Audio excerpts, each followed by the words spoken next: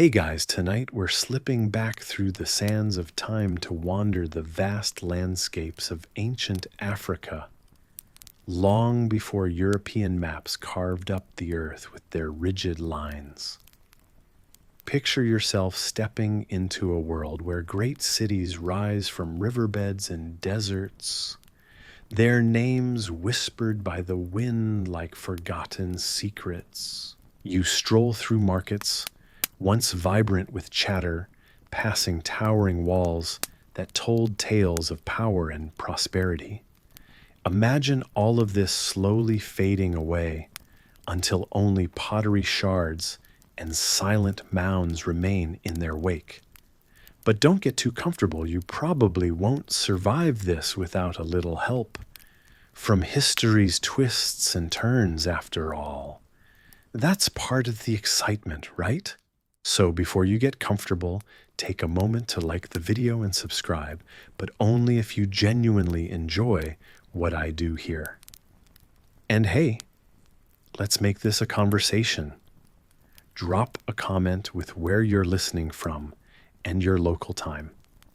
Now dim the lights, maybe turn on a fan for that soft background hum, and let's ease into tonight's journey together. As you drift deeper, the Sahara Desert stretches before you, an endless sea of golden dunes. Looming out of this ocean of sand is the ancient city of Timbuktu. Well, this Timbuktu is nothing like the quiet, sleepy town you might have imagined. This is a bustling hub of trade and scholarship, its marketplaces a whirl of colors and sounds. There are people from all corners of the known world, bartering spices, gold, and salt. In one corner, a camel bells jingle softly as merchants heave sacks of goods onto their strong, patient backs.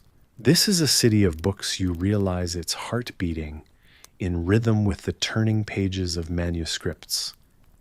In the whispering halls of its great libraries, scholars gather, discussing matters that span the heavens and the earth. Did you know that many of these ancient texts were devoted to astronomy and mathematics? Here, knowledge was as precious as gold. Yet historians still debate whether this vast intellectual wealth was fully appreciated by their contemporary counterparts. Further south, you wander into the bustling streets of Great Zimbabwe. Constructed from precisely cut stone without the aid of mortar, its walls spiral elegantly into the sky. The grandeur of the great enclosure, its largest stone structure, peaks your curiosity, suggesting tales of kings and kingdoms. But oddly enough, the true purpose of these grand stone structures is still a puzzle to many. Historians argue whether they were royal palaces or spiritual symbols, casting long shadows on the archaeologists who yearn to understand their secrets. You press on through the African continent, where now the land turns dry and open, leading you into the ancient kingdom of Aksum. This was once a powerful trading empire, its economy running on gold, ivory, and the sought-after frankincense and myrrh. Within Aksum's borders stand grand stelae, towering stone pillars intricately carved by skilled hands. One standing over 79 feet tall defies your modern notion of ancient technology. How did they manage to erect such awe-inspiring monuments without the machinery we take for granted today? Engulfed in this landscape of wonder, you catch whispers of tales on the wind. A merchant mentions legendary Mali, ruled by the great Mansa Musa, whose pilgrimage to Mecca scattered gold like rains from the heavens. His journey was so legendary, in fact, that historians still debate whether his lavish spending crashed economies along his route. Back in the Mali Empire, you pass through towns thriving with life. Children play in the dusty streets, while the older folks gather to share stories from the days of their grandfathers. Just like the goat fat trick you heard about earlier, here's another surprising tidbit. Mansa Musa's generosity is said to have been so profound it altered the gold economy, leaving ripples that traveled far beyond the borders of his empire. And so the story weaves through the fabric of countless civilizations, known and lost each, with secrets lying just beneath the sun-baked earth. As the sun dips below the horizon and the calming night breeze cools the day's warmth, you feel a deep connection to these ancient worlds, a string tying today to the distant past, gently humming with shared history. As the rhythm of this ancient world cradles you into slumber, you sense its lingering mysteries woven tightly into the earthen mounds and scattered shards left behind.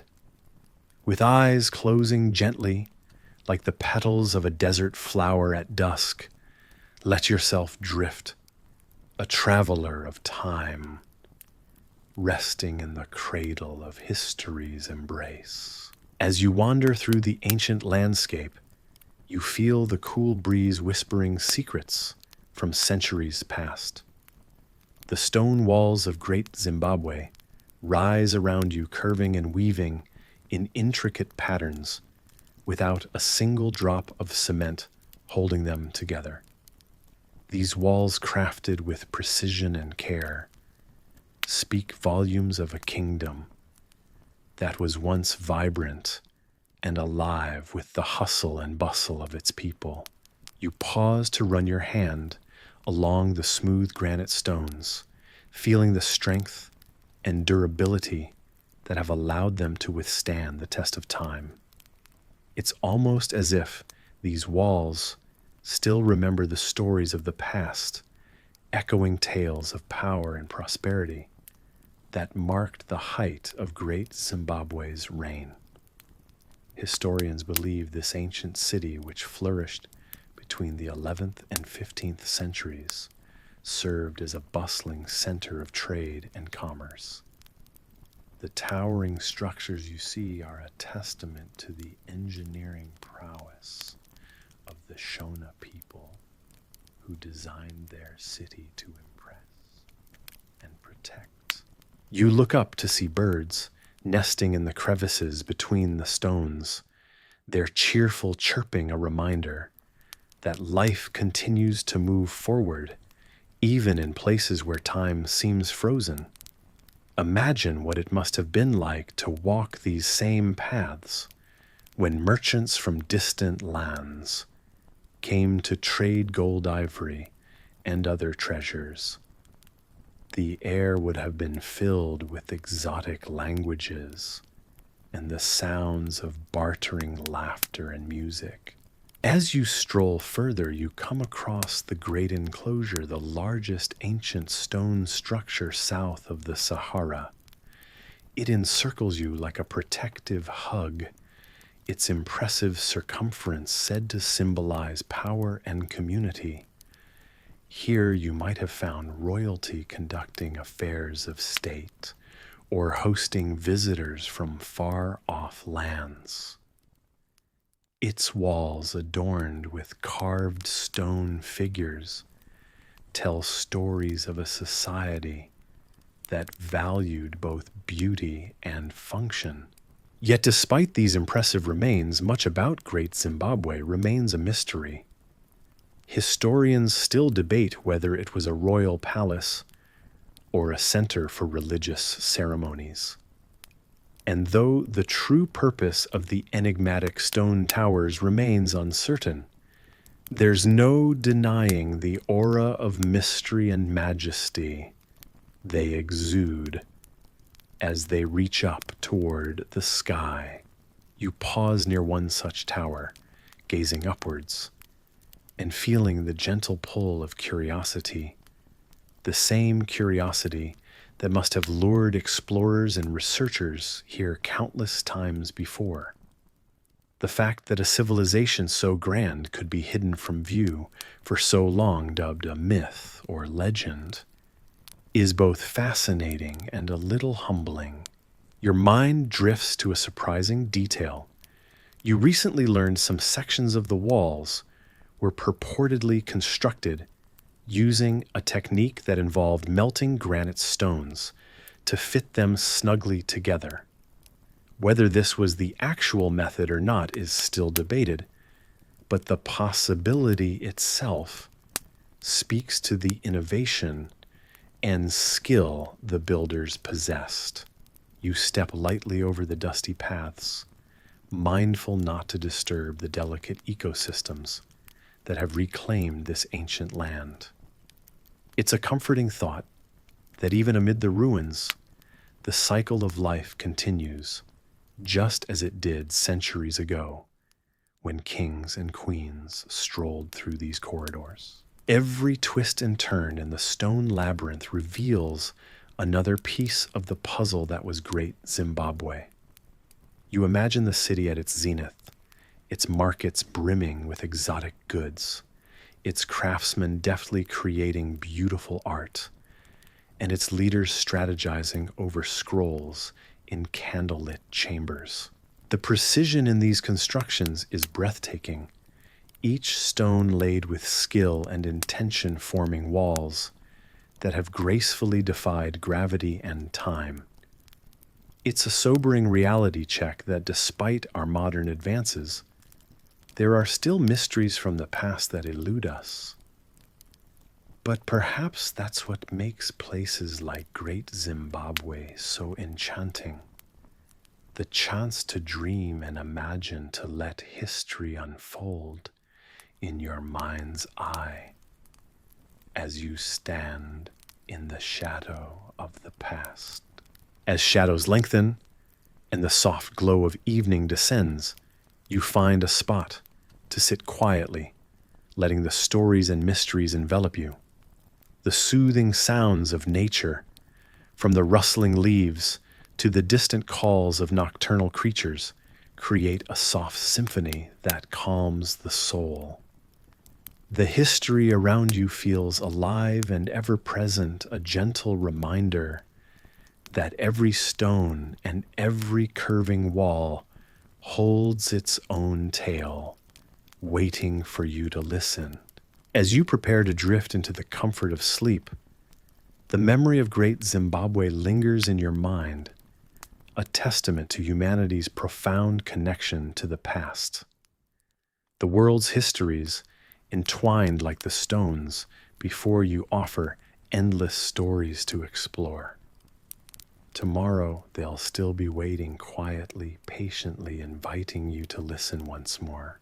In what is now Nigeria, nestled amid verdant landscapes and ancient secrets, you find yourself traveling back in time, gliding gently into the heart of the Ife kingdom. You stand before the enigmatic sculptures of Ife heads, carved so meticulously with an ancient artistry that their lifelike presence sends a shiver down your spine.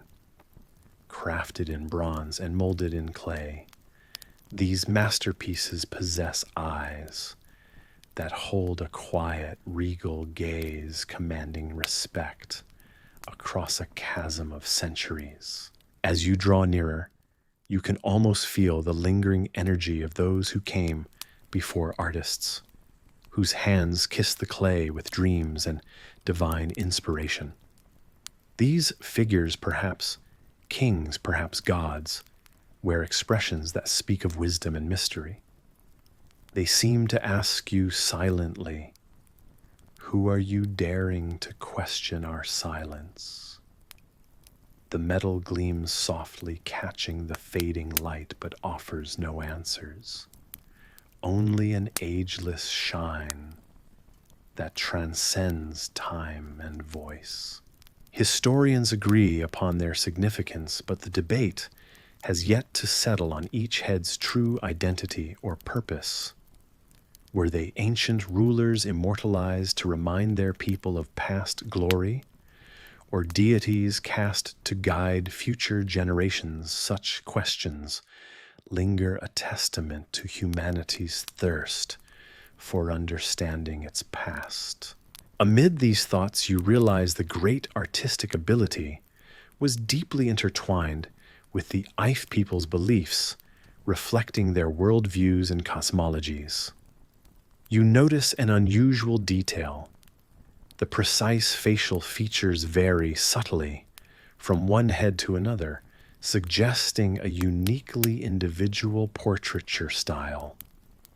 This level of sophistication in individuality within their art continues to surprise modern scholars. But even if the metal does not speak the artist's secrets, it certainly tells of their great skill.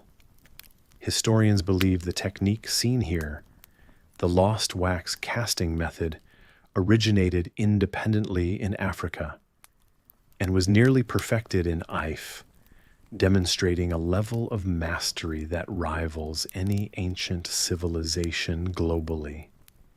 The beauty and complexity of these works suggest an advanced society rich in knowledge and cultural depth.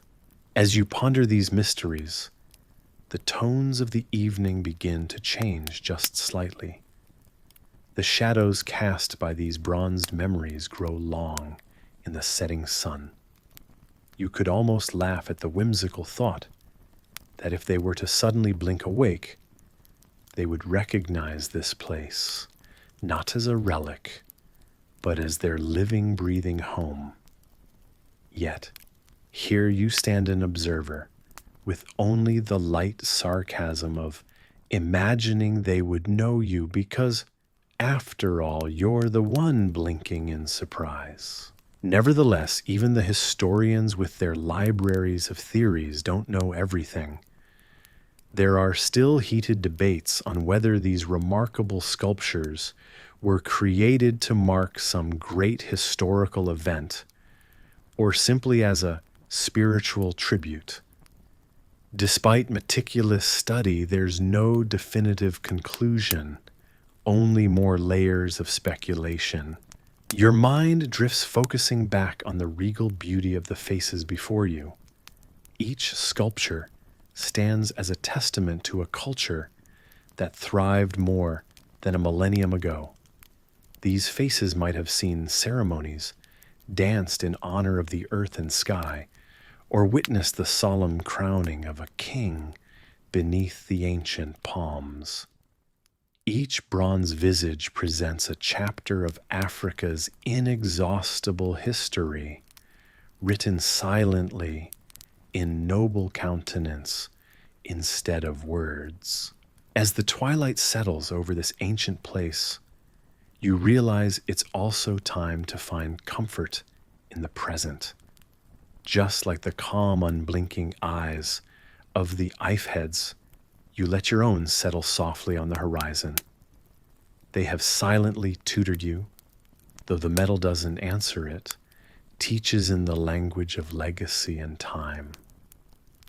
A reminder that some mysteries are best appreciated when not fully understood. This story you find yourself woven into doesn't tie itself up neatly, just as no true history ever does. But it has left you with a gentle curiosity and the realization that each face here has a story much like your own, a journey of discovery, adventure, and silent wisdom across eras. So as the stories in history gently lull you back into the present, let the calming sounds of the night around you close this chapter. The questions remain questions that future generations like you might revisit, unearthing yet more clarity, or perhaps deepening the mystery. But for now, in this moment of reflection, under the expansive African sky, let yourself drift to rest, knowing the past has its own way of whispering its truths when we are ready to hear them.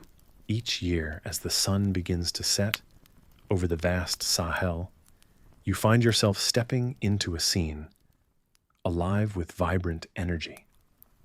The air is thick with the earthy scent of wet mud. Voices mingle in a symphony of chatter and laughter, and the rhythmic thumping from wooden tools resonates all around. This is Djenné, and tonight you're here to witness a tradition older than you can imagine, the annual remudding of the Djenné Mosque. This is not just any building. It's the largest adobe structure in the world.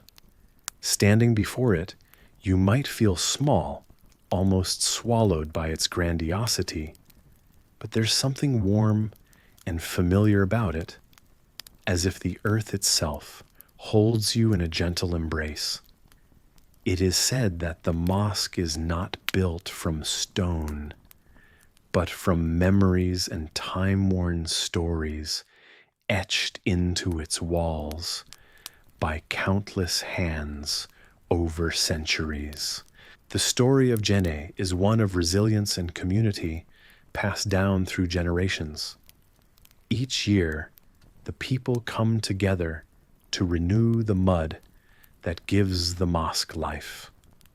With great ceremony, they cover their mosque with fresh, wet earth, as if tucking it in for a restful slumber, protecting it from the harsh elements of time. You stand back, noticing the vibrant patterns that appear, woven into the facade with mud. Some even say the intricate designs hold secret tales of traders and pilgrims who once journeyed along the Niger River, their stories seeping into the walls. Nearby, a group of children play a game of tag their giggles, weaving into the rhythmic chants of workers.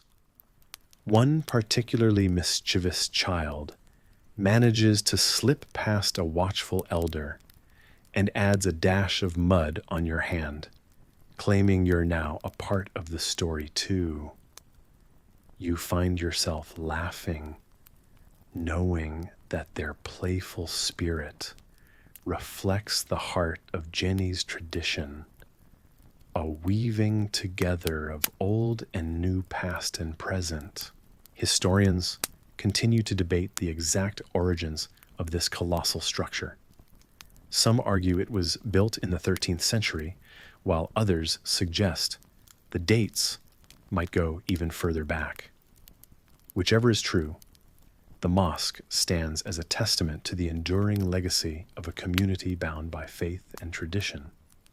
It's said that nearby the River Bani whispers its own tales when it floods, bringing life to the lands, just as it had centuries ago, when traders and scholars from across the globe would arrive their dreams set on the treasures of the Sahara.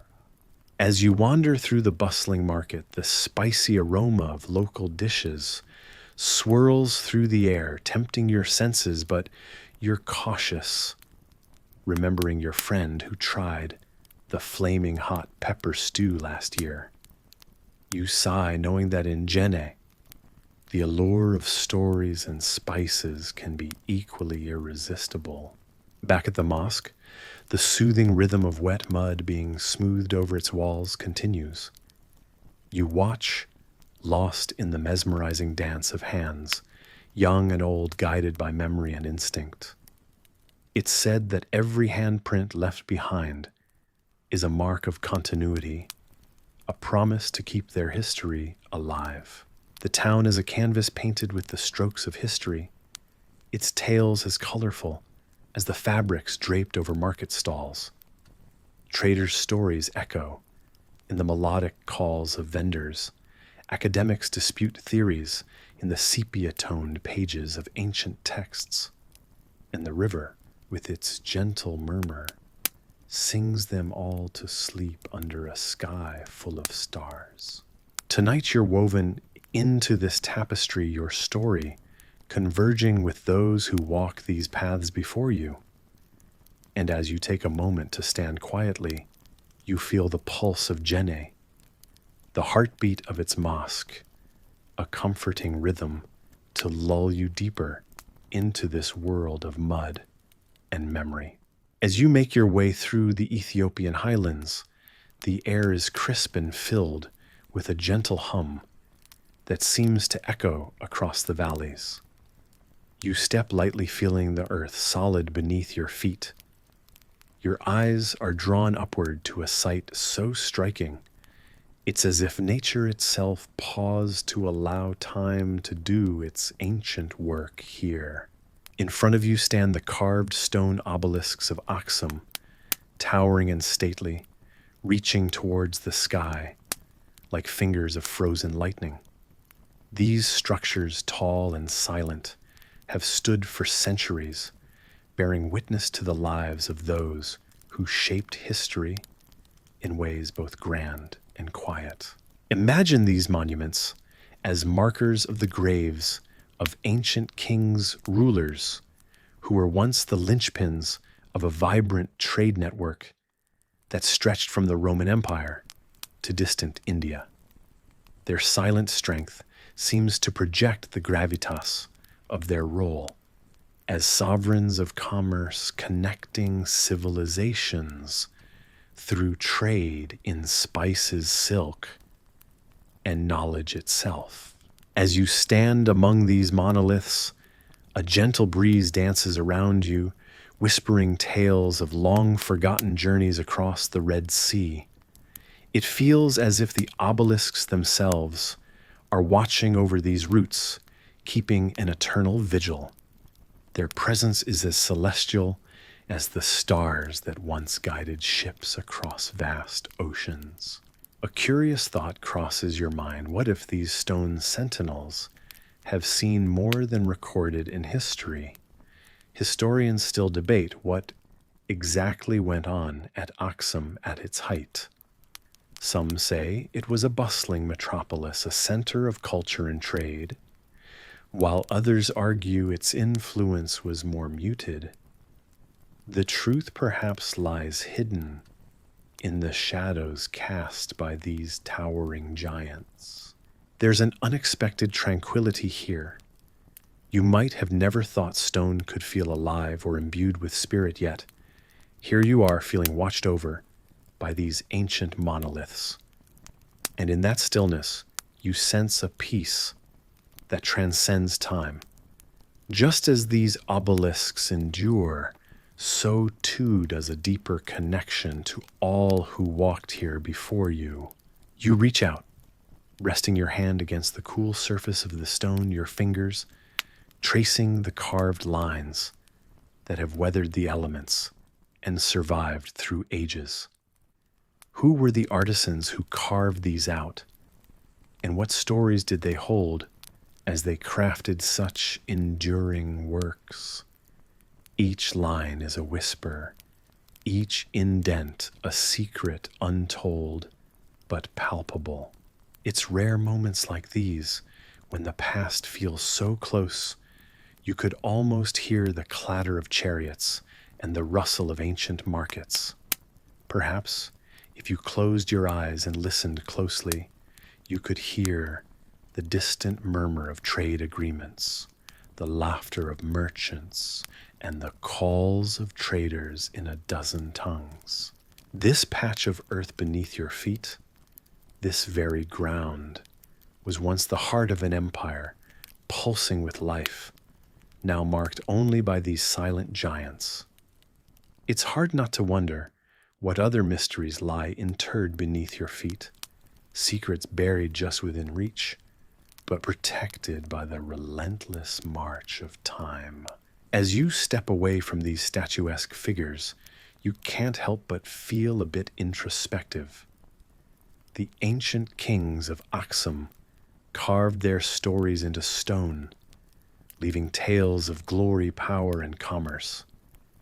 And you think perhaps someday someone will stand where you are, wondering just the same about you and your stories, carved into the routine of the modern day.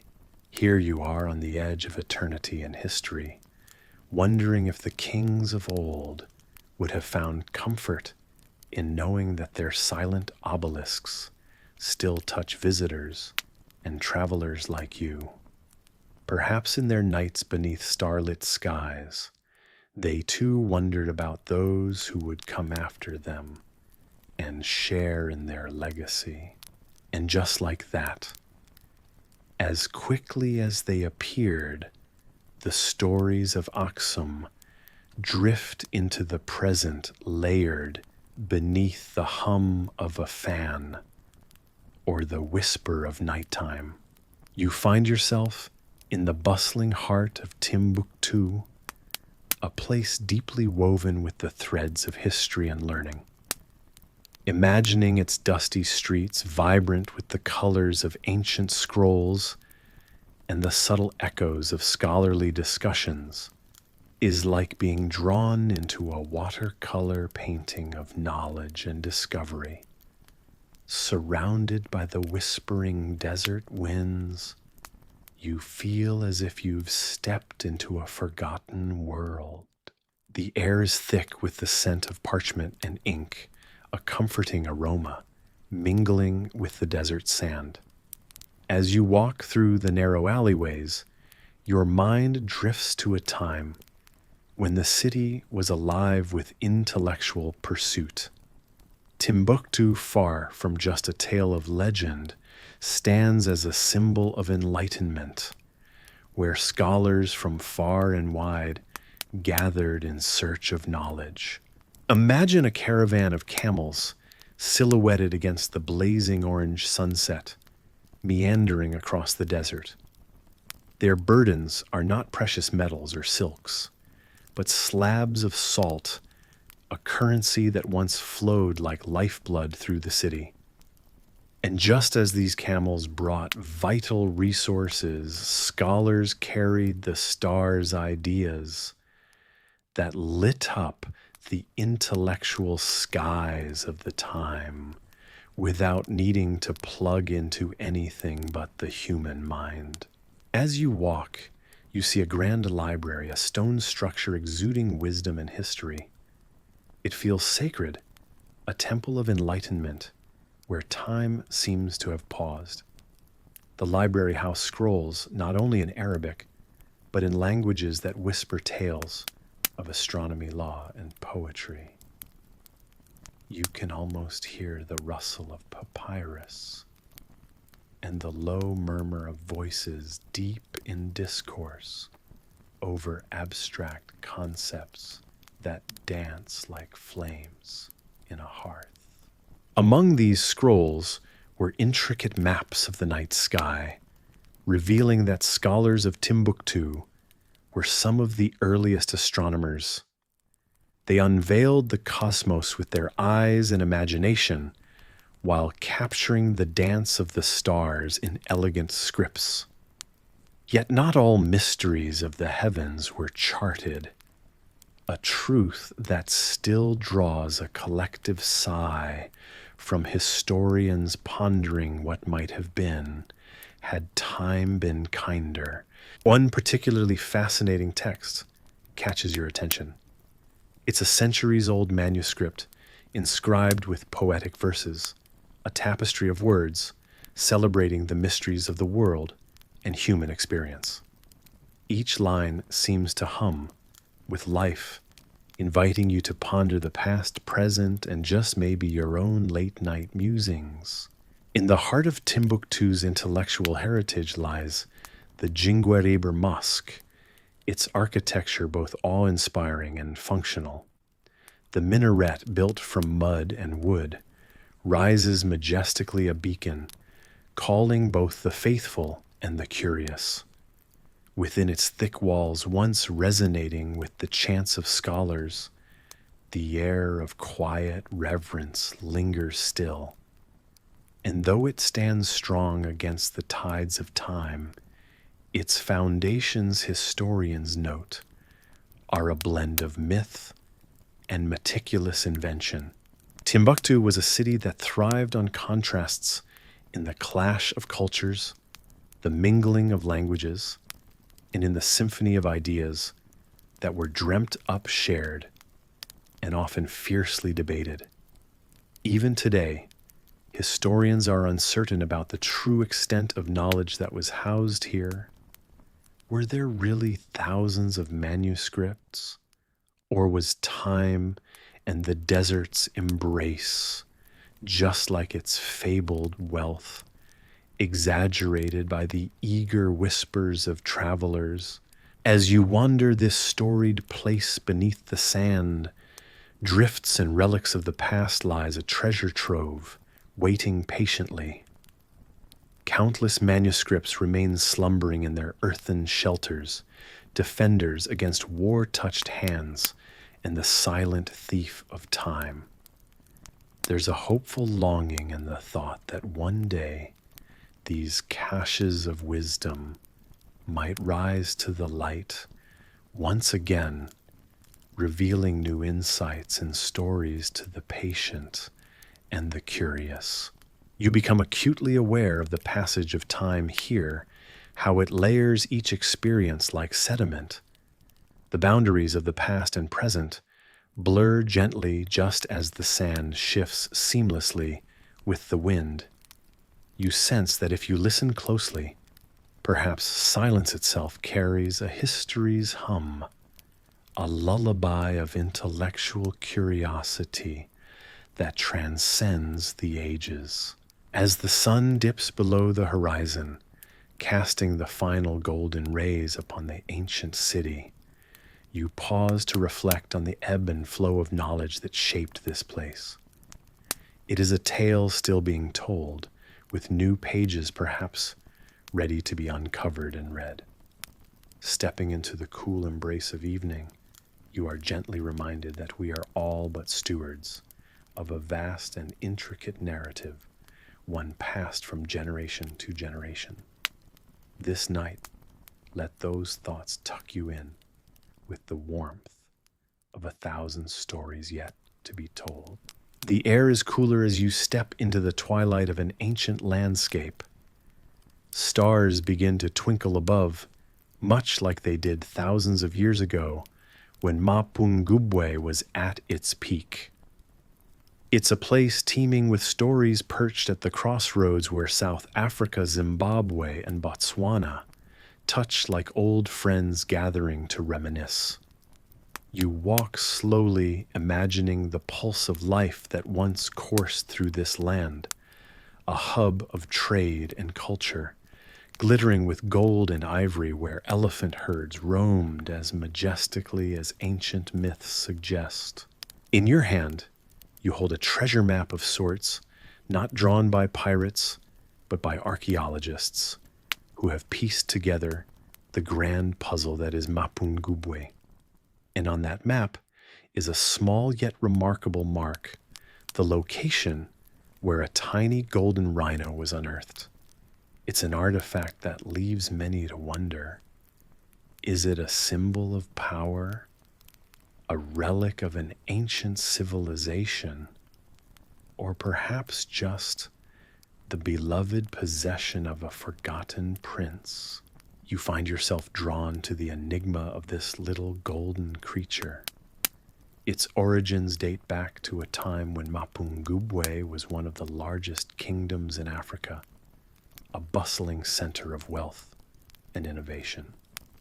It's captivating to think that what you hold is a tangible link to a world long past but never forgotten. As you ponder over this, you're reminded of the historical fact that Mapungubwe was among the first places in southern Africa where gold objects were crafted and traded.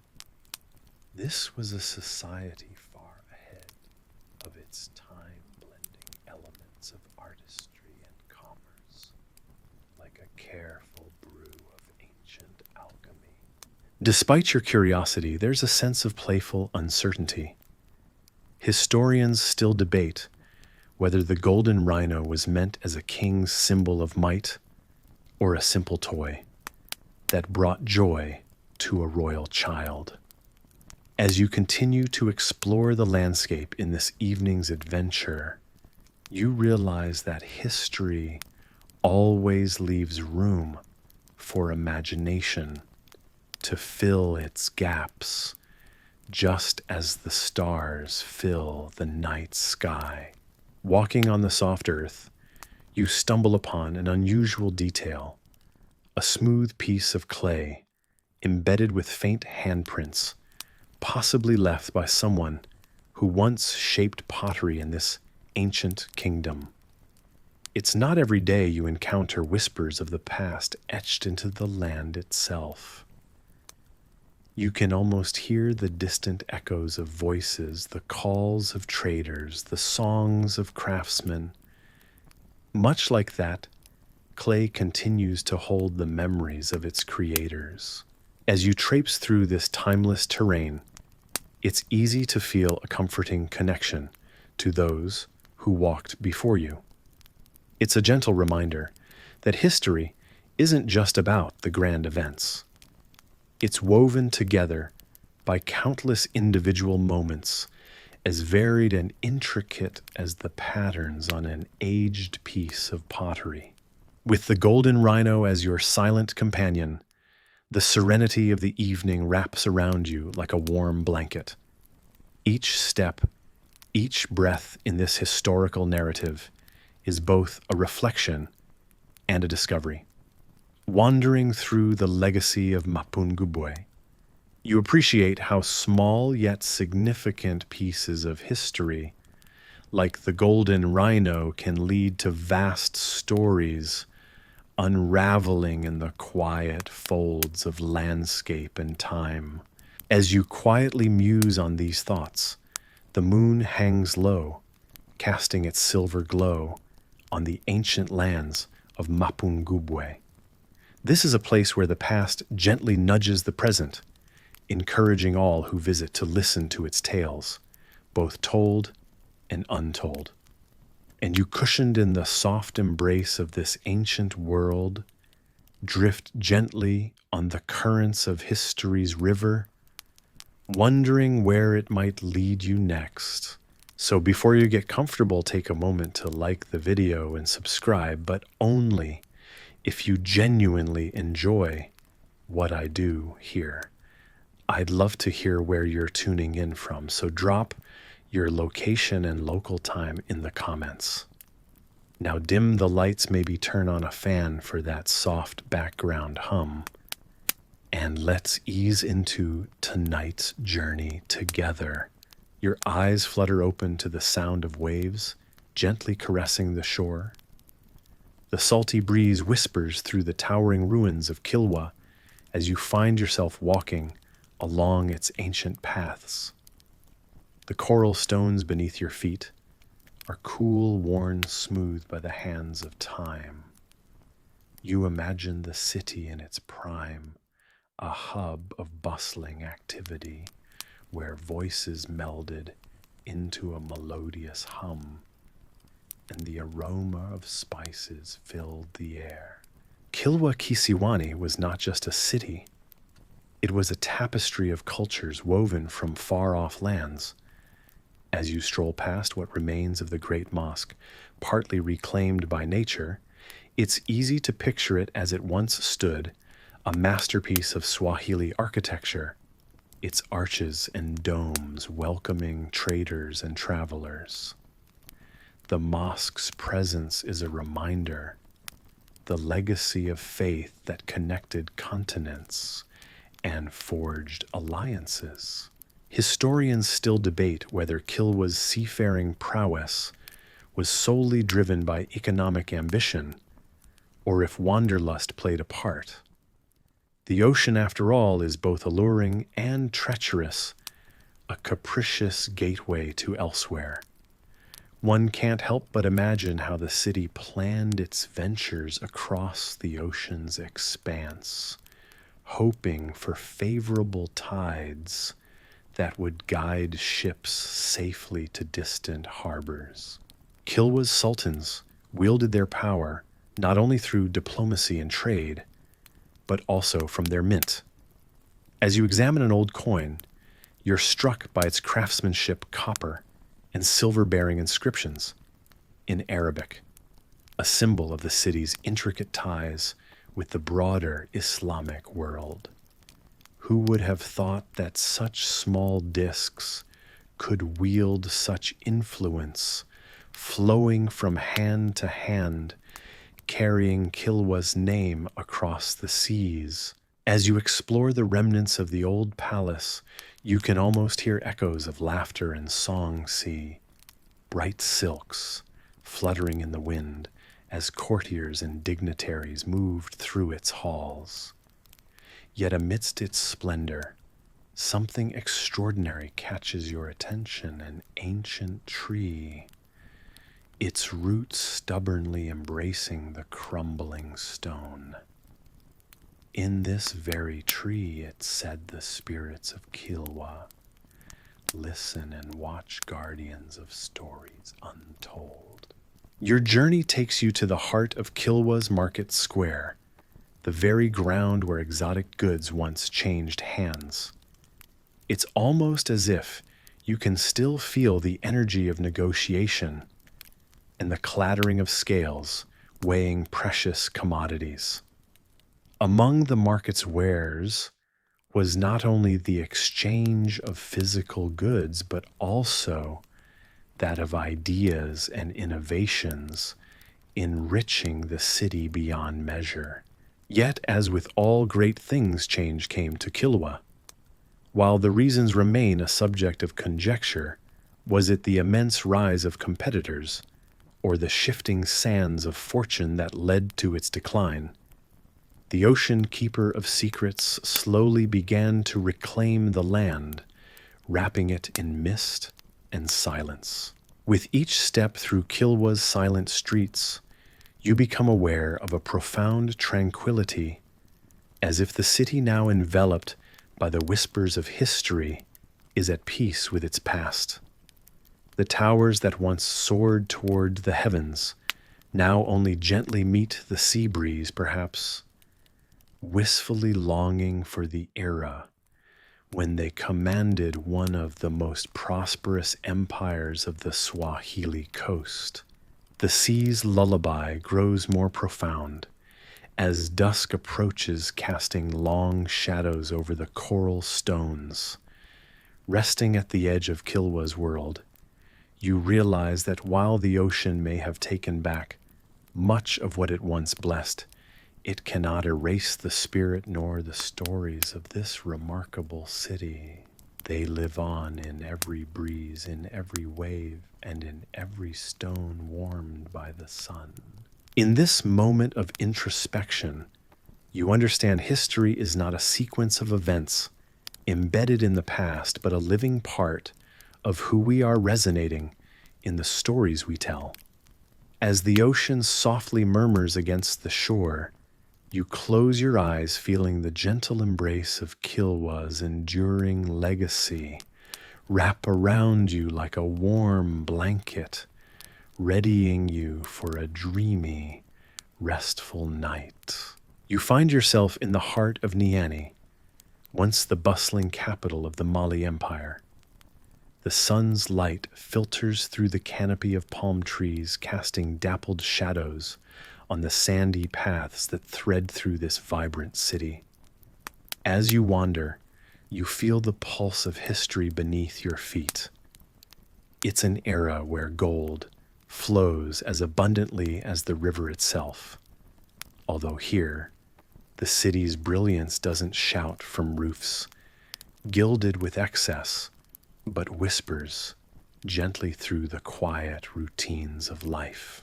The markets are alive with the soft hum of merchants and traders speaking in low tones, their gestures fluid with the elegance of practiced negotiation. Here, in the midst of this flourishing bazaar, you see fabrics dyed in rich indigos and spices scattered like treasures across woven mats. The scent of incense curls lazily in the warm air, inviting you to linger just a moment longer. In the center of it all stands the grand mosque, where the faithful gather not only to pray, but also to exchange ideas and stories. It's a place of calm and reflection, its walls absorbing the soft echoes of ancient teachings. You pause near the entrance, watching a group of scribes seated cross-legged on the ground, their hands gracefully moving across pages as they carefully copy verses of the Quran by flickering candlelight. Each scribe seems to be in a meditative state, their focus so intense that the world around them fades into a gentle blur. Mansa Musa, the famed ruler of this land, is a figure of almost mythical stature. Although you won't bump into him strolling by, you can't escape his influence that brushes across every corner of the kingdom. Under his reign, Mali became synonymous with prosperity and learning. Yet historians still debate whether his legendary pilgrimage to Mecca truly left the world economy shaking. Did he really distribute so much gold that the markets were thrown into chaos for years? Amid these tranquil scenes, you sense the quieter dramas of a city alive with purpose and culture. Shuffling softly through the outer courtyard of the mosque, you note the worn stones, eroded not by weather alone, but by generations of feet that have traversed them daily. The calm you feel here is profound, like the heavy stillness after a summer rainstorm, washing over you and inviting reflection. You venture further into the city's heart and come upon an unexpected sight: bronze sculptures, intricate and masterfully crafted, depicting scenes from daily life. These works, some historians suggest, were made to capture the ordinary moments of beauty in the lives of ordinary people. A family cooking, a scribe at work, perhaps even a merchant marveling at his wares. It's this celebration of the everyday that sets Niani apart. It's not all glitter and gold, but a tapestry woven from the threads of countless quiet moments. As you walk, the sounds of the city become a gentle symphony. The faint rhythm of a distant djembe drum the lyrical rise and fall of voices, in conversation punctuated by the occasional bray of a donkey. You're reminded of a tale you once heard about how the wise King Musa transformed this place into a center of learning, gathering scholars from far and wide, until the city buzzed with ideas as well as commerce. It was not merely wealth, but the quest for knowledge that defined the empire's soul. The day wanes into a tranquil evening, the air cooling as stars prick the velvet sky. You settle onto a low stool by the river's edge, watching as traders haul their goods onto boats bound for other lands. The golden glow of lanterns reflects on the water, shimmering like the very riches that built this empire. As a gentle breeze plays with the hem of your clothes, you ponder how the dreams of one man could cast such a long shadow, enveloping each of them, and you in a shared history that feels surprisingly personal. Before you succumb to the lure of sleep, you notice an older man telling tales to a small circle of listeners. His voice rises and falls with dramatic flair, recounting adventures that blur the lines between fact and legend.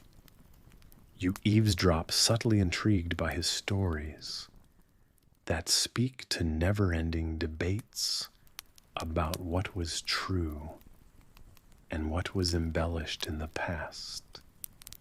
Here, history is both a footprint in the sand and a tale whispered at dusk. The man's tales weave seamlessly into the atmosphere, perfectly matched to the dreamy cadence of this ancient city. And as the story unfurls into the quiet of night, you let it carry you further along the path of history and imagination, a journey brighter than the gleam of gold and softer than any dream might wrap around your tired soul. You find yourself in the heart of an ancient city under the starlit skies of northern Nigeria. The air is warm, carrying with it a melange of scents that hint at the bustling life within these sandy brown walls. The walls of Kano rise around you, looming large and formidable, crafted meticulously from clay. They stand as testimony to centuries past, rivaling the mightiest castles with their sheer magnitude. These walls have stood the test of time, their earthy tones shaped into a protective embrace for the vibrant life within. As you wander through the shadowed streets, a faint fragrance drifts by, earthy and rich. It's the unmistakable scent of indigo. Kano is renowned for its dye pits, and it's here that skilled hands transform plain cloth into brilliant shades of blue. The indigo dye comes from the leaves of a plant patiently fermented and prepared in deep pits. Watch your step, though. The dye's hue is as stubborn as it is beautiful, and you'd hate to trudge through town with blue-stained feet. The indigo trade is centuries old, and in the cool evening air, the clamor of traders echoes gently.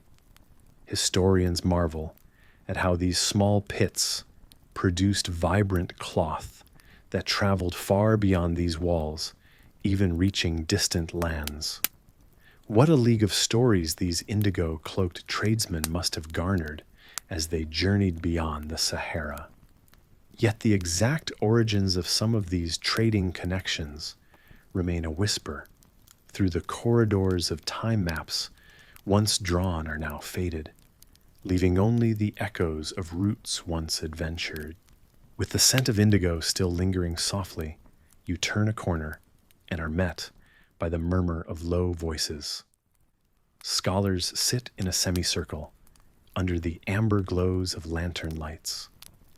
They are deep in debate, their discussions focused on the intricate nuances of law, interpreting passages that have been pondered over for generations.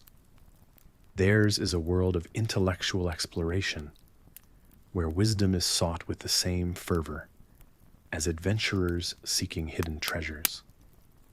Who knows if they've yet solved the conundrums posed centuries prior, but still they seek, driven by a curiosity older than time itself. Past the gathering of minds, the streets begin to narrow. You find them lined with stalls that sell an eclectic mix of leather goods. The smooth texture of finely crafted sandals and woven mats is intriguing, and it's clear the artisans here take immense pride in their craft. The scent of leather is almost intoxicating, mixing with the aroma of ink from nearby scribes practicing their art. Kano's reputation as a center of learning and craftsmanship remains well-earned to this very day. Perhaps somewhere long forgotten, a scroll penned by one of these scribes might still rest waiting to share its knowledge with an inquisitive mind. As you continue this journey through Kano, you can't help but pause at one of the small open squares where an old tale might be whispered by the gentle evening breeze. Rumor has it, this very spot was once graced by a visiting sultan who, enchanted by the city's craft and culture, declared it a jewel worth 1,000 stars. True or not, the legacy of Kano's draw remains undeniable. Just ask any traveler passing through. It's a scene of deep history, palpable and resonant in every footstep. Each stride connects you to stories shaped by time, some boldly written in vibrant indigo, others whispered in lantern-lit debates. Wherever you go, the echoes of the past are close, enveloping you in a mix of curiosity and nostalgia. As the night deepens and you conclude your stroll, perhaps you ponder what tales have been woven into the fabric of time in places beyond this ancient city. For now, let the gentle lull of Kano's nighttime stories ease you further along the path to sleep as the city hums its melody softly into your dreams. As you envision this setting, let me give you a quick reality check. Living in a village perched precariously on stilts, balancing life above the water, you probably won't survive this without getting at least a bit wet. Let's be honest, soaking wet. So before you get comfortable, take a moment to like the video and subscribe, but only if you genuinely enjoy what I do here. Feel free to drop your location and local time in the comments. It's always fun to know where in the world my listeners are nodding off. Now dim the lights, maybe turn on a fan for that soft background hum. And let's ease into tonight's journey together. You begin your exploration as you step into a dugout canoe, your feet finding balance on the narrow, gently rocking vessel. The paddler behind you, an expert in navigating these waters, pushes off from a bamboo dock with a quiet splash. You dip your fingertips into the water, and the river feels cool, lively, swirling around your fingers with a timeless serenity. This river is your highway, your path carved by nature herself, winding through a world of vibrant commerce and ceaseless human energy. The first thing you notice as you glide past is that every house sits atop stilts that stand like sentinels. These wooden legs are sturdy enough to withstand the ebbs and flows of river tides, a testament to the ingenuity of the people who call this place home. These homes are not mere shelters. They are colorful expressions of life, adorned with decorations as vibrant as the culture itself. Each home seems to whisper stories of the families within their histories, intertwined with the river's timeless flow. For centuries, families here have thrived on fishing and the colorful markets that emerge like clockwork along the water's edge. Did you know that in these markets, traders arrive from neighboring villages, their canoes laden with fish yams and goods from afar? It's said the kind of, well, maybe you expect in legends that some of these traders can haggle so well that they could talk a monkey out of its banana. History whispers through these rivers, hinting at tales of ancient trade routes and exchanges that stretch far beyond the horizon. Historians still debate whether these floating villages inspired similar architectural wonders far and wide. But one thing's certain, they are magnificent in their own right. You pause, letting the wisdom of the waters guide your thoughts. As you continue your journey, a gentle breeze carries the scent of smoked fish, a local delicacy which mingles with the earthiness of the delta's marshes. Your canoe moves closer to a group of women perched on the edges of their floating homes, expertly weaving baskets and sharing stories. Their voices, as soft and constant as the river itself, tell tales of resilience, of laughter and loss, their songs echoing the harmony they find with the land and water. These women smile warmly as you pass, offering a nod, a greeting as natural as the dawn rising over the horizon. The children, never missing a chance to play, dare each other to leap from their homes into the water below their joyous splashes, breaking the river's mirrored surface in bursts of scattered sunlight. Each moment you linger, the delta begins to feel even more alive. A vibrant tapestry, woven from the simplest materials, waterwood and spirit. As the sun begins to slip beneath the canopy of the world, the waterway becomes a burnished ribbon, reflecting the kaleidoscope of the sunset. Here, amidst this gentle beauty, you feel a sense of peace, as if you found a treasure not in stone or gold, but in the woven fabric of this unique community. So let your imagination dwell on this floating village as you drift toward dreams. The night will hold you gently, its rhythmic whispers, letting your mind sail slowly into rest. Imagine stepping from the hot sun into the cool shade offered by Sankoré's thick, mud brick walls. The echo of chants mixing with the discussions of scholars drifts lightly to your ears. This vibrant university pulses with energy untamed by the limits of its era. You see students gathered in circles, perched on simple mats, as they lean forward engrossed in the day's lesson. Their teacher dips a finger into the smooth sand on the floor, sketching geometric shapes that speak a universal language of numbers and forms. At Sankoré, a 14th century visitor might have found themselves awash in an ocean of learning. This wasn't just a place to recite the Quran, though that was certainly a revered part of the curriculum.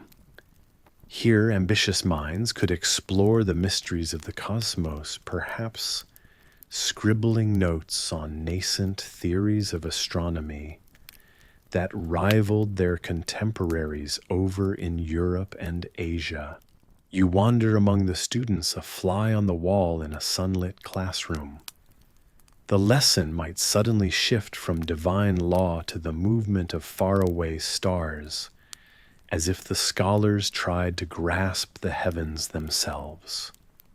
Historians still debate whether Sankoré achieved such a universal curriculum initially, or whether it slowly expanded its reach over decades of intellectual fervor. As you move through these hallowed halls, you notice the diversity among the scholars. Their robes, as varied as a rainbow, reflecting origins as distant as Cairo. Each dot in this tapestry carries its own stories and knowledge, enriching the cultural and intellectual fabric of Sankoré. A gentle challenge, you think, to any modern notion of isolated advancement, a reminder that knowledge knows no borders. Perhaps you've heard tales of the vast libraries stored here, works on every manner of science and theology penned by Mali's most skilled. Sankoré, in its way, is just like those libraries. It is both a storehouse and a continually flowing fountain where wisdom is drawn and shared. You find yourself enchanted by the idea of students using the very earth they sit on to visualize mathematical puzzles. How tempting to imagine a young scholar tracing the curve of an ellipse or plotting a star's course through the desert skies. Yet was this truly their method of learning, or simply an embellishment of legend? Such is the magic and uncertainty of historical tales, that as they journey to us, they pick up embellishments like a snowball rolling downhill. The gentle banter among students is infectious, their curiosity a contagion, leaving you to wonder what it must be like to dedicate one's life to learning in such a raw and unfiltered manner. Conversations at Sankoré move like the Niger River, sometimes swift and direct, other times slow and meandering. Evening approaches, and a soft glow bathed the mosque's sandy walls, casting long shadows that danced like musical notes performed by a desert wind. In that golden light, you picture a gathering of scholars debating timeless questions, their voices hushed by the reverence of the mosque's presence, their ideas never truly silent. Thus, in the serenity of this place, each grain of sand could be a word, a thought, a star, grounding us, challenging us, or guiding us across vast intellectual horizons. With each moment that passes in this medieval oasis of reason, you come to understand that perhaps the most enduring lesson from Sankoré is not found in dusty tomes or on sandy floors, but in the relentless pursuit of knowledge itself. As the last light fades, you imagine the stars appearing overhead, the same stars observed centuries ago by Sankoré's scholars, their brightness unchanged. Beneath them, Sankoré becomes a beacon, a lighthouse casting its glow into the abyss of night, guiding minds across the oceans of time and thought. You take a deep breath, feeling the history wrap around you like a warm, gently woven fabric. Just as you start to drift into a peaceful rest, think of how tomorrow will bring new questions, inspired by the endless wonders hidden within the sands of time. And in that serene landscape of history and dreams, blending effortlessly into one another, you find yourself lulled into a deeper rest, your mind at peace knowing that the journey of learning, much like the vast deserts themselves, is one of endless horizon. As the night air carries a gentle breeze across the vast Sahara, you find yourself at the heart of a bustling caravan. The scent of incense mingles with the earthy aroma of packed earth, while the rhythmic crunch of sand beneath sandals marks the passage of traders and travelers alike. You've always wondered what lies beyond those endless dunes, and tonight your imagination embarks on a journey to those far-off places where stories pass along the sands as surely as footsteps. Ahead of you, the camel's steady pace sets the tone for your expedition, swaying gently like a ship on calm waters. You look around and see the caravans brimming with vibrant colored cloths and stacks of books, treasures of knowledge and craft that traverse this ancient sea.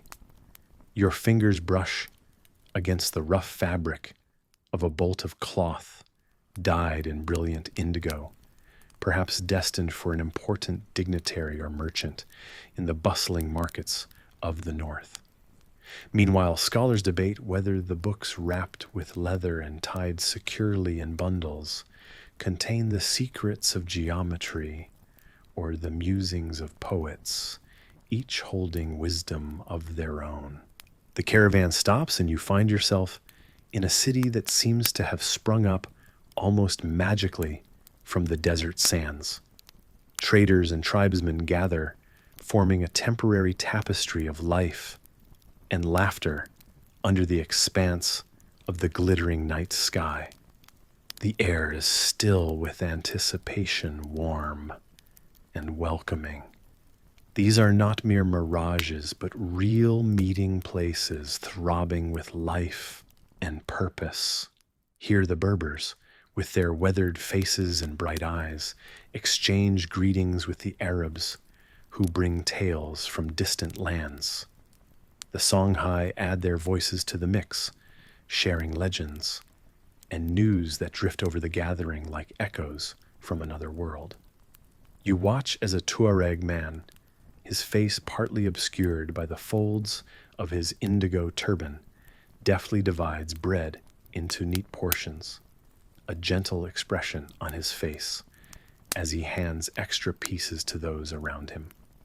It's hard to say whose tales are the most beguiling, as they all weave together into a mesmerizing symphony of shared histories and dreams. Within this vibrant milieu, a small gathering forms around a flickering fire. You settle in, drawn by both curiosity and the gentle warmth, and listen as stories are told. There's one about a traveler who ventured too close to the heart of the desert, only to encounter what some say was an ancient city swallowed by the sands.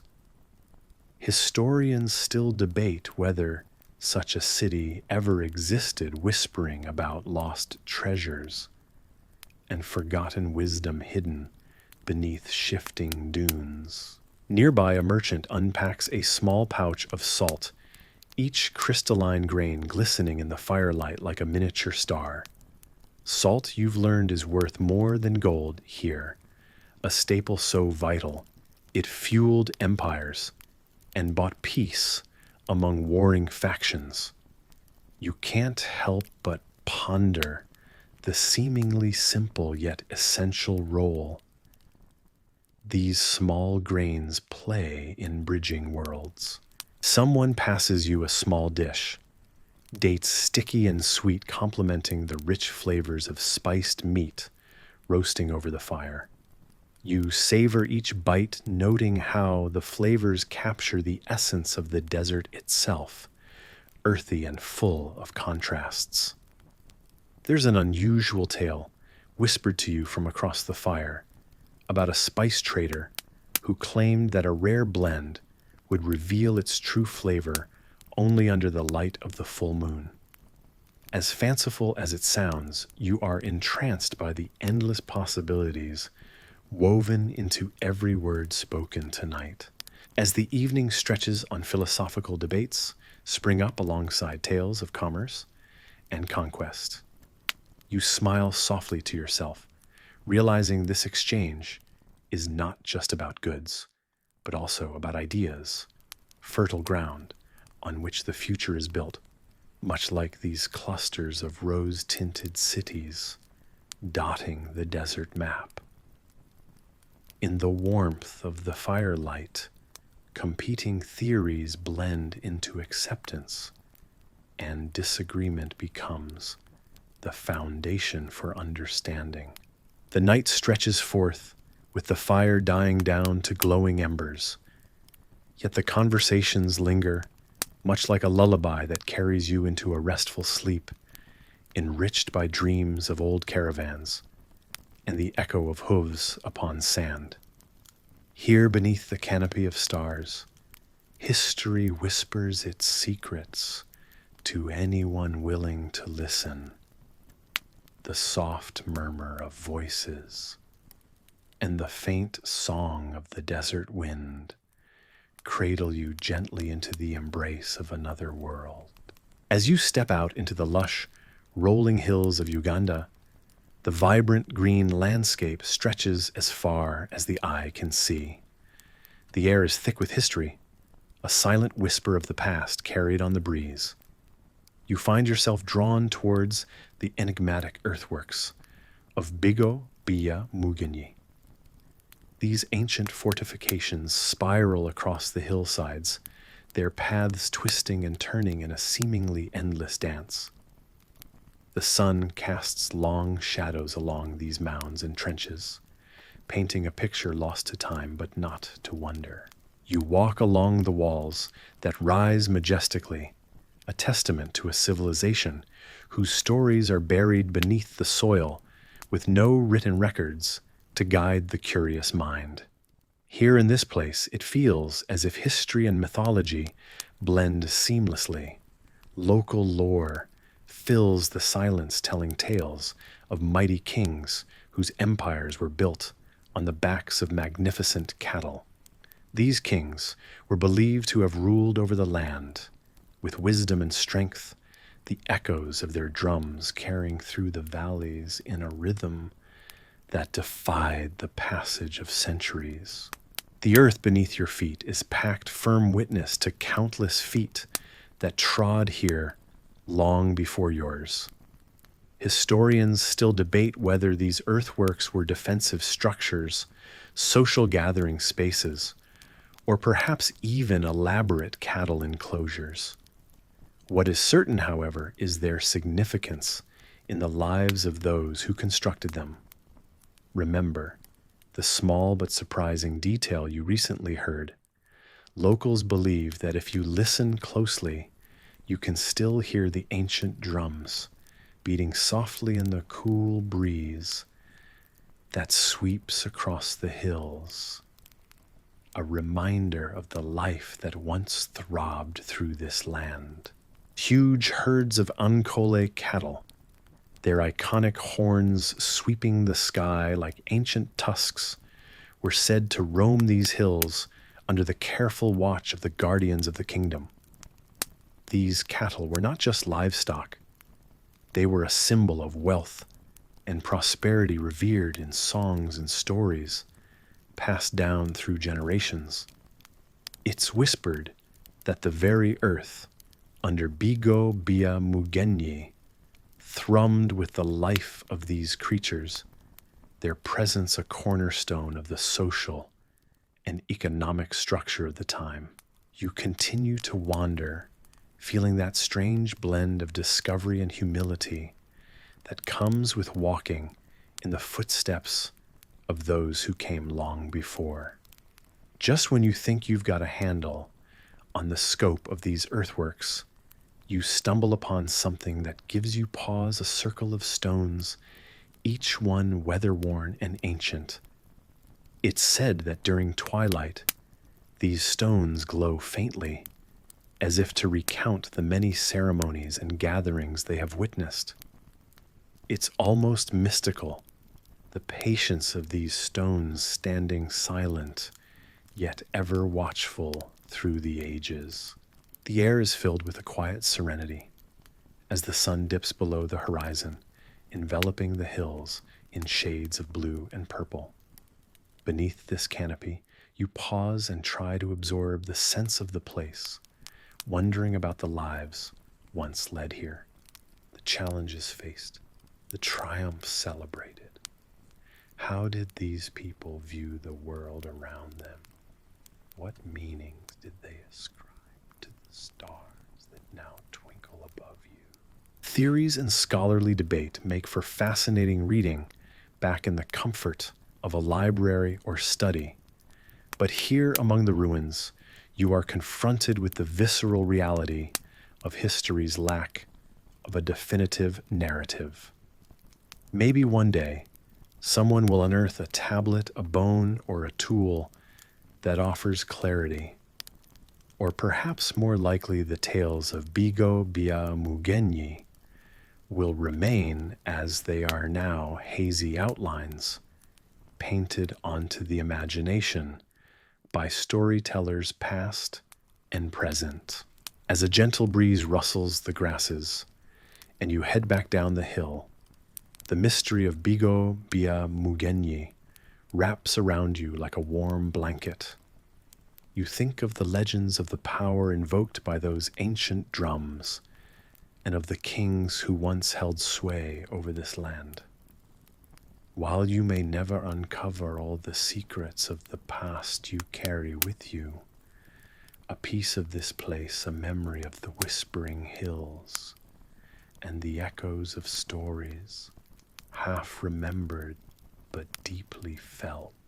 In this moment under the deepening sky, you can almost hear the distant call of cattle and the rhythm of drums. It's not much, you admit, but it's enough to let your mind wander as you gently drift into a peaceful, well-deserved rest. As you find a comfortable position and your eyes grow heavy, your mind drifts back in time to a world where ivory was as valuable as gold. You find yourself walking through the dense forests of the Congo, surrounded by the chatter of exotic birds and the distant roar of a waterfall. The air is thick with the scent of earth and life, and you might think you've wandered into paradise. But beware, in this ancient world, survival isn't guaranteed.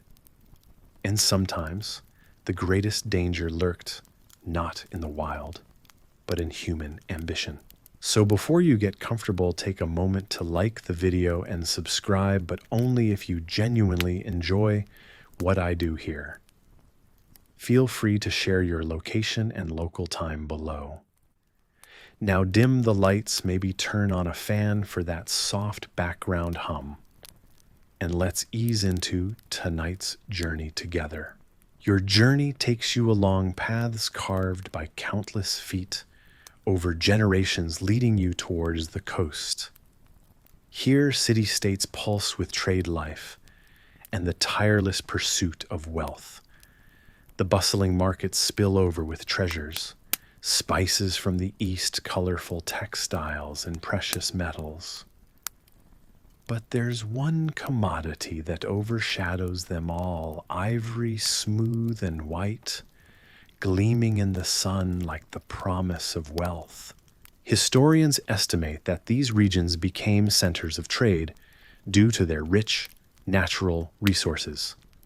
You can almost see the skilled hands of artisans carving intricate designs into tusks, each pattern an echo of a story passed down through time.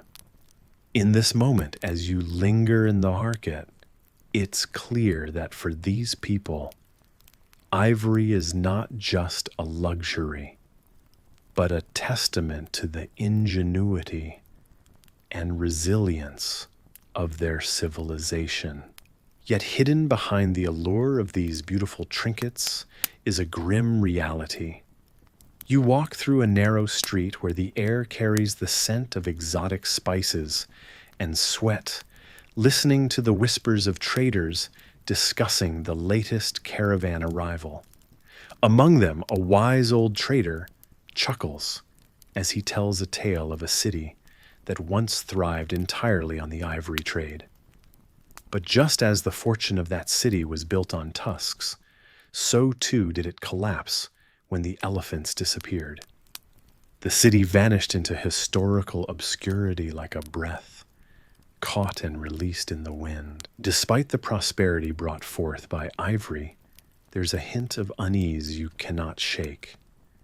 It's a feeling as if you're standing at the edge of a deep chasm, a step away from an inevitable fall. And indeed, historians still debate whether the leaders of these ancient city-states fully understood the consequences of their insatiable demand. Some believe they foresaw the danger, but ignored it, driven by the promise of immediate wealth and power. As you continue your journey, you reach the shores where ships large and small bob gently against the tide, their hulls filled with the spoils of trade.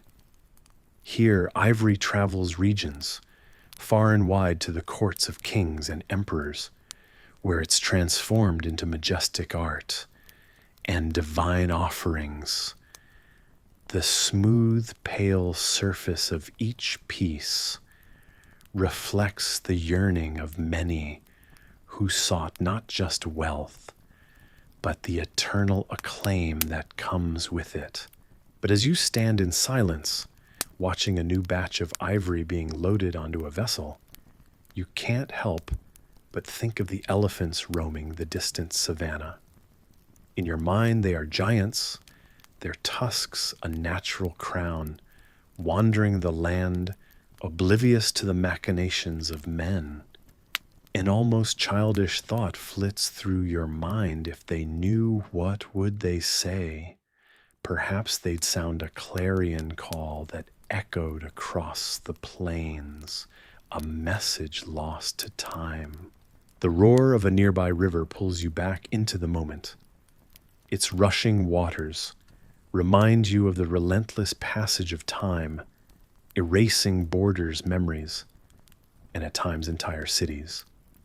In the light of the setting sun, you can see the silhouettes of elephants on the horizon slowly fading like specters against the amber sky.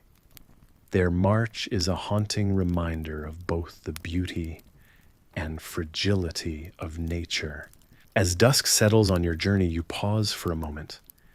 The soft hum of the evening engulfs you, filling you with a calm, soothing presence. In your mind's eye, you envision a world where humanity and nature walk hand in hand, where swords are beaten into plowshares, and prosperity shared by all whose feet tread the earth. The whispers of stories echoing now only in the realm of dreams lull you further into the embrace of night. As you lie in bed, listening to the gentle hum of your fan, the shadows dancing on your walls seem to stretch and shift into the forms of a time long past. You close your eyes and let the story envelop you. It's almost as if you can hear the whispers of those lost cities carried on the wind. Picture yourself walking through a landscape drawn, not on maps, but in the echoes of lullabies and songs of morning. You find yourself among the tales of forgotten places. You're standing at the edge of a city long gone, where the ground beneath your feet still reverberates with stories. It's dusk, the horizon cloaked in hues of purple and gold, as if the sky itself remembers when this place thrived under the sun. This is a place historians often ponder, where once bustling streets have turned silent, leaving behind nothing but memories. It's the kind of city whose name has been passed down so many times that no one is quite sure of its true origin story.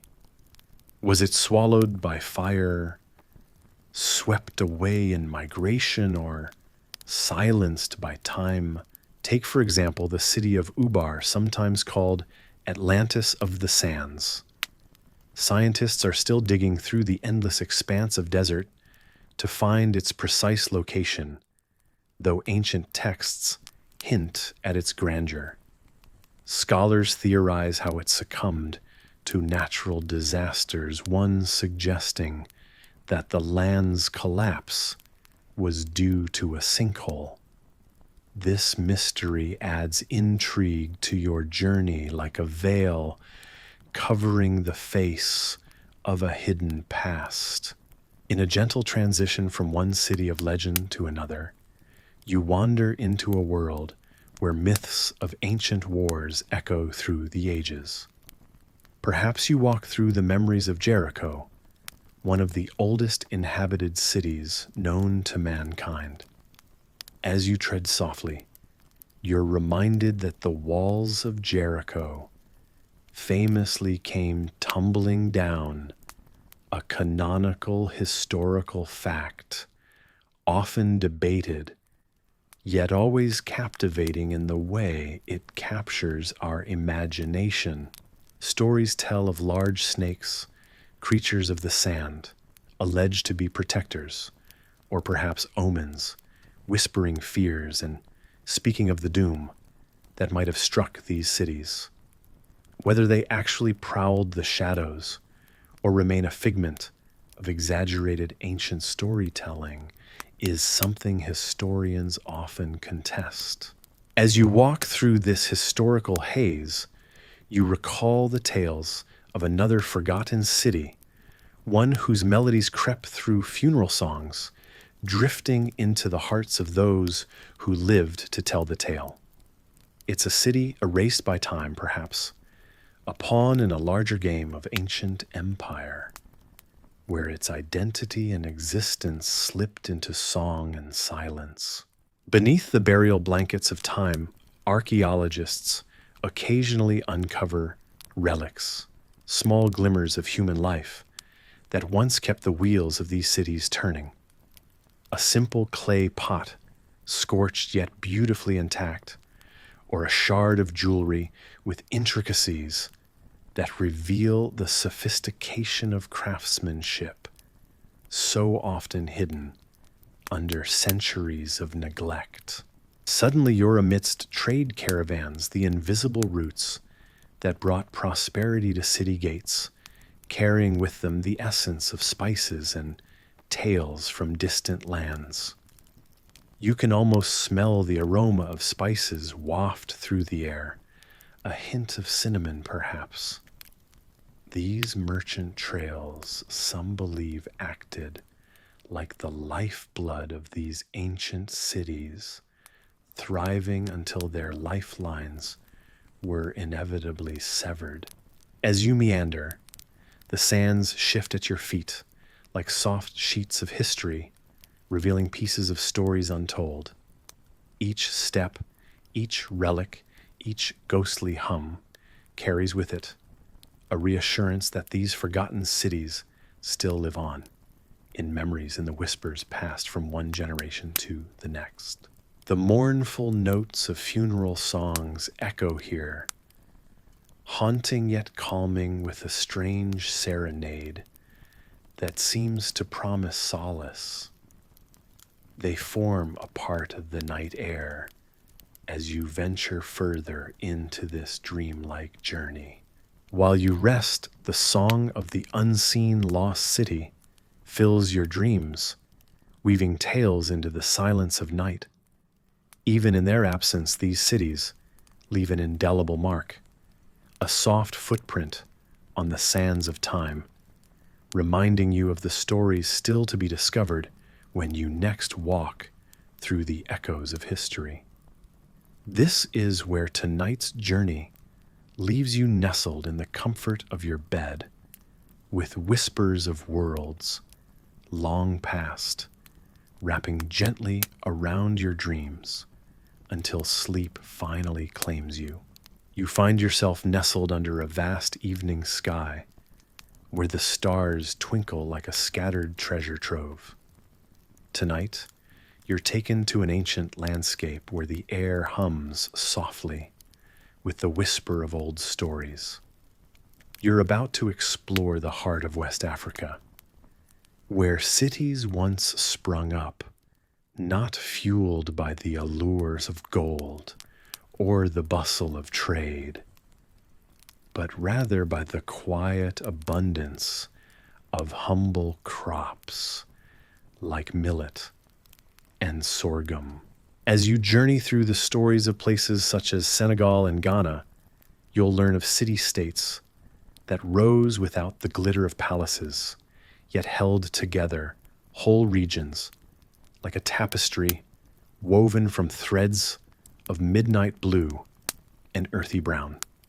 These cities, though lacking grandeur, were rich in their silent prosperity, whispering an unsung tale of harmony with the land until they slowly melted back into the earth, becoming one with the landscape they had once dominated. Picture this, a bustling community where the rhythm of life is dictated not by the clatter of coins, but by the rhythmic rustle of swaying crop fields. Feel the pulse of the community as people gather to cultivate the fields, sharing stories, laughs, and the occasional cheeky joke about the trials of sowing seeds. As you take this tale in by the flickering light of your imagination, there's a cheeky little thought, one reality check you can't escape in this place. You'd have to be right-handy with a hoe, or you probably won't survive this thriving agrarian community. So before you get comfortable, take a moment to like the video and subscribe, only if you genuinely enjoy what I do here. I'd love to know where you're joining from, so post your location and local time. Now, dim the lights, maybe turn on a fan for that soft background hum, and let's ease into tonight's journey together. Though historians continue to debate the exact nature and layout of these city-states, there is little doubt about their impact. Imagine walking through a thriving settlement in ancient Ghana, where the ground seems warm, as if the stories of generations past seep through it like a gentle embrace. People here live simply, yet there's a certain dignity in their way of life. They trade ideas, tales, and traditions more than goods, their lives intertwined as closely as the strands of a spider's web. You'll wander through a market not bustling with the cries of merchants hawking their wares, but filled with the subtle exchanges of knowledge and news. An elder might be passing on an age-old farming technique, how to use the shadows of the acacia trees to judge the best planting times, as you glimpse them leaning on their walking stick, their voice carrying wisdom, like the breeze carries the scent of wild flowers. Here's a surprising twist among this serenity. You'll find a festival erupting with colors and rhythms, where people come together to celebrate the harvest.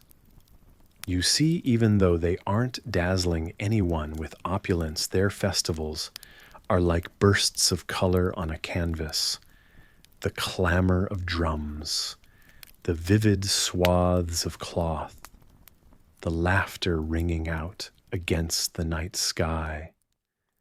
The millet and sorghum, humble as they may be, ensure that bellies are full and spirits are lifted.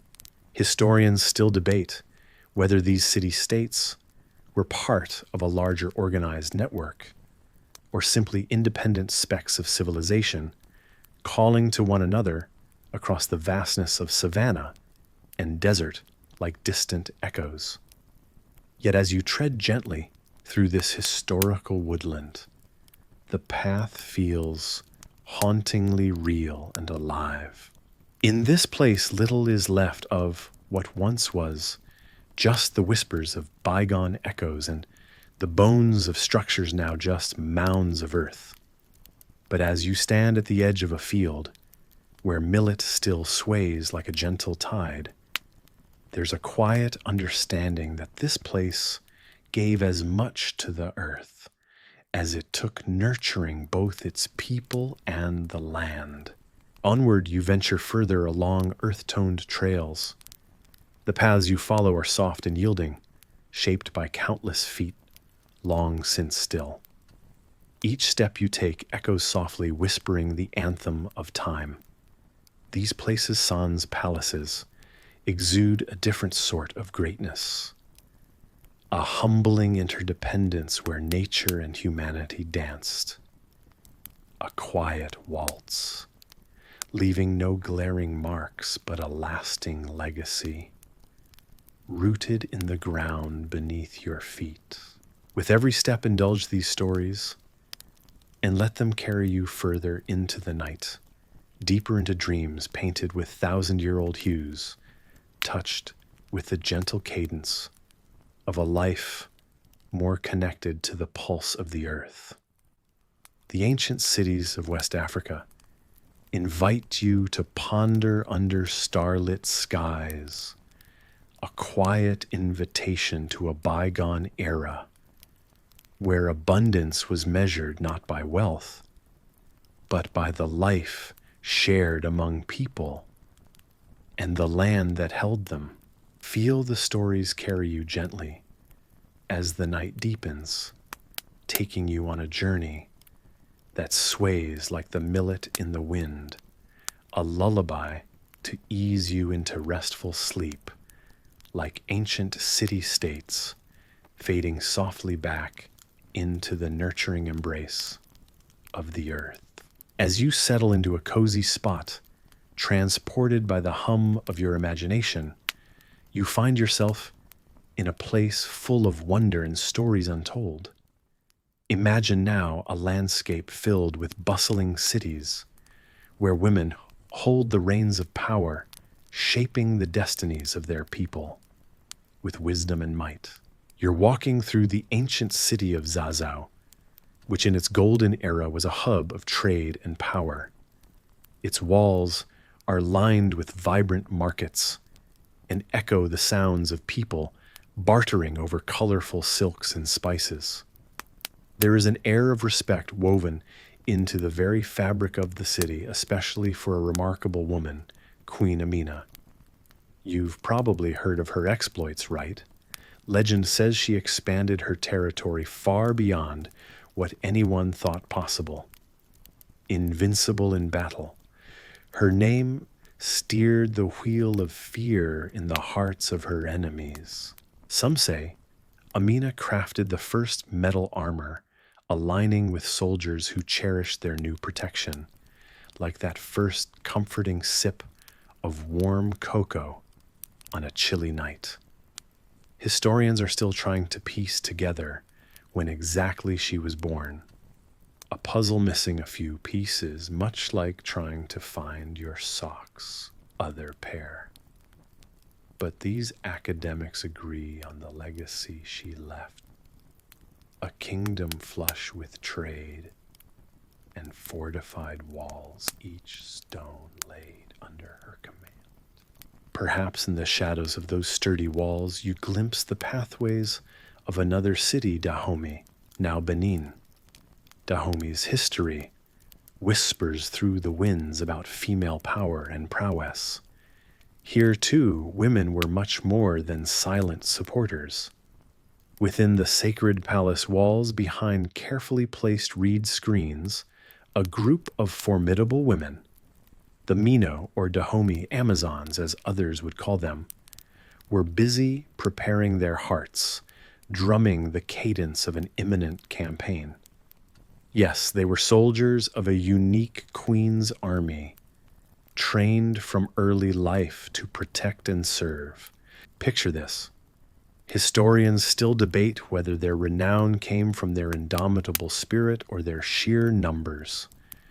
Regardless, their martial prowess was no tale to be taken lightly. It's like that one time you tried scaling a mountain of laundry and ended up with a few socks mysteriously missing, unpredictable, yet settling into its own form of triumph. In these kingdoms, the queen mothers held a different kind of power, often unseen but deeply poignant. They didn't just witness the coronation of kings, they had hands in crowning them, voices resonating behind veils that hid wisdom deeper than the roots of ancient baobabs.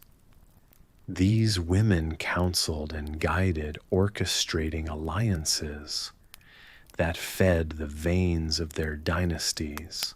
While stories about these queens were as alive as morning skies painted with the first rays of sunlight, many slipped through history's grasp, leaving us yearning for more than just a melody, more than just echoes. Our world is full of wonders, unchronicled, like those tales we spin before bed, the ones too vivid to forget, prompting the intricate dance of dreams. So as your mind drifts with these tales of courage and cunning, perhaps you're wondering why these stories weren't duly recorded, cataloged with ceremony and care, like treasures on dusty library shelves. Well, sometimes the past is a canvas painted with the stories of those who had the means to write. But your imagination remains boundless, revitalizing these echoes into the symphony of storytelling I weave tonight. In the soft glow of fading candlelight, you ponder what other stories linger waiting for their moment to illuminate the curiosity that dances in the shadows of our thoughts. Power, wisdom, and the understated elegance of untold legacies, you find the magic within them. Here, history is both reflection and revelation. Moments escaping the grasp of time, whispered between now and the moon's soft glow, just like the promises you made to yourself when no one else was listening. As you sink deeper into these woven tales, imagine the world where the lines of power are drawn with respect leadership, and the myriad colors of history yet to be written. It's like the gentle process of dipping a brush into a palette, poised to paint a horizon wide enough to hold them all. The grasses beneath your feet feel alive, whispering tales as the gentle winds graze across their blades. You find yourself walking along a path that meanders through time, each step a rhythm set into the earth itself. Ancient city-states where bustling life once flourished have left no parchments, no written code etched onto stone, yet their essence vibrates around you. Listen closely, for the tales are held in the very air you're breathing. You reach a place where the air vibrates differently, as if the very atmosphere hums a melody lost to time. Once in the vibrant lands of ancient West Africa, city-states stood proud. But unlike the heaviness of a book's pages, their stories were light carried in rhythm and sound. You hear the low, deep thrum of drums, echoing beats someone might have danced to centuries ago. Imagine every single beat carved deliberately into drum skins by hands long forgotten. There were no libraries, no scribe-filled chambers here. Instead, griots housed libraries within themselves.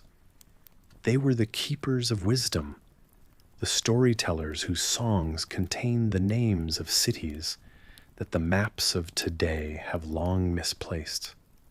These griots could describe entire worlds in meters and melodies.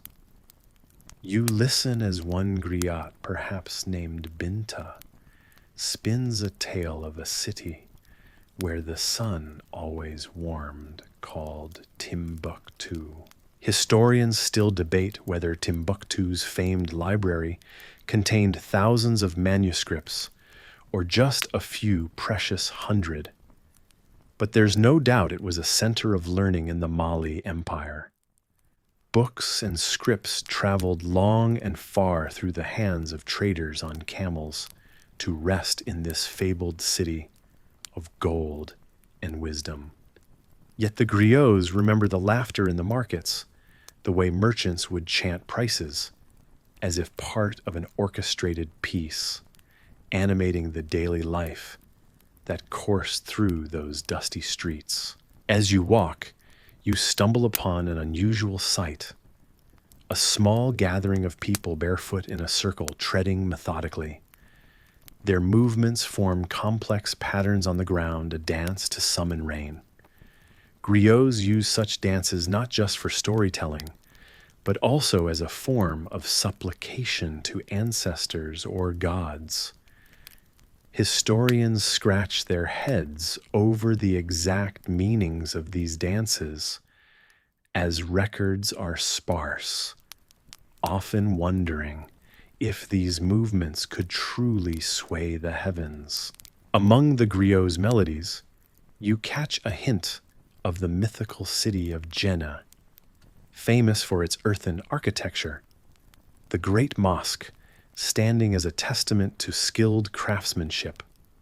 Built painstakingly from mud bricks, the mosque is replastered regularly in an annual festival blending cultural heritage with community spirit.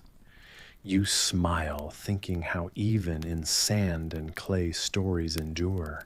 Suddenly the wind changes, carrying the scent of sweet spices and bustling life. And you're reminded of the colorful bazaars that thrived not just in Timbuktu or Djenné, but throughout all these ancient cities. Brightly dyed fabrics flapping in the hot sun, vendors shuffling, bargaining. All this and more is detailed in the griots' stories, despite them never being set down in ink. Close your eyes and the world transforms. You now march with a caravan, the slow, patient rhythm of camels setting the pace. They bear stories, two tales of their own journeys through Sahara sands. The sand dunes shift just as the lines of griot songs evolve with each retelling. But unlike the sands, these stories never bury the past. They unfurl it, welcoming it into the present. A soft rustle brings you back. Around you, the drums fade into quiet, the steps still to silence, and griot's songs turn into whispers of wind once more. You stand amid the echoes of a history, unpenned, only performed. Here in these echoes, the city-states remain forever alive, preserved in the rhythms of life and sound crafted by their people. Your journey through this melodic past where songs tell tales is far from over. Each step deeper into this melody of history brings fresh awareness of lives, lived loves lost, and the enduring spirit of those who walked before you. You marvel at the resilience, the creativity of those ancient peoples who found permanence in impermanence, who carved their legacies not in stone, but in song. Close your eyes. The streets are back. You don't know how you got here, but you're standing on red clay again, and the air is thick with the smell of smoke and roasted millet. Your sandals, yes, you're wearing sandals now, the scratchy leather kind that never quite break. In tap softly on packed earth. Oil lamps flicker behind wooden lattice windows. Their hiss like 1,000 tiny whispers.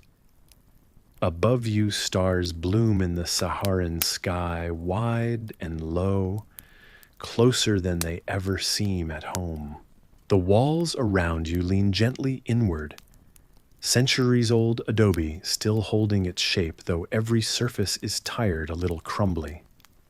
A group of boys runs past trailing laughter, and their tunics swirl like little sails. They vanish around the corner, and just behind them comes a sound not shouting, not footsteps recitation. Someone is reading aloud in Arabic. No wait, Wolof, or both. It's a mix, layered like song. You're not sure where you are. Is this Timbuktu, Djenné Gao? The lines blur. The streets fold into each other as they must have done back when traders and scholars and goat herders all shared the same alleyways. A minaret looms nearby its sides, studded with wooden beams. You remember those are used for scaffolding during replastering because the whole city is remade each year by hand. That's the only way mud brick survives. Someone murmurs your name, but you don't turn. The scent of shea butter, of ink, of sun-dried fish drifts by. A woman in indigo robes balances a clay jar on her head, her silhouette lit from behind like an icon. She nods to you. She seems to know who you are. Farther off, a camel bell jingles, and the echo carries stories. This was never just one city, was it? It was a dozen cities overlaid, built, burned, rebuilt, renamed. There's something beautiful in that, like a palimpsest, where every trace is still readable, if you squint just right. Historians still argue whether Timbuktu was truly the cosmopolitan wonder early explorers claimed, or whether those tales were embroidered with myth, made grander in the retelling to impress donors back in Europe. But here tonight, under this sky, that debate feels very far away. What matters is this people lived here, learned here, loved here. Not just dates and names, but breath and hope and sandals that wore out too fast. A strange tidbit surfaces. Did you know some early libraries in West Africa used wooden tablets soaked in lemon juice to repel insects. Imagine building a manuscript collection in a desert and worrying more about termites than theft.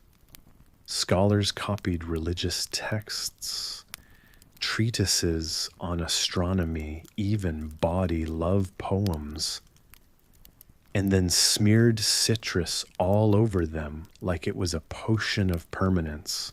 You pass one of those libraries now. The door is open. Inside, scrolls sleep on shelves, each bundle tied with fraying leather. You reach out to touch one and pause. Not yet. This isn't your story to disturb. Outside, again, the soundscape shifts. The poetry fades. Crickets take over. The city grows quieter. People are going home, drawing shutters, banking fires. You walk slower now. Every step feels more like a memory. Because these cities, Timbuktu, Djenné, all the rest, they never truly disappeared. Not really. Colonial maps may have left them out. Headlines may have painted them as relics or war zones.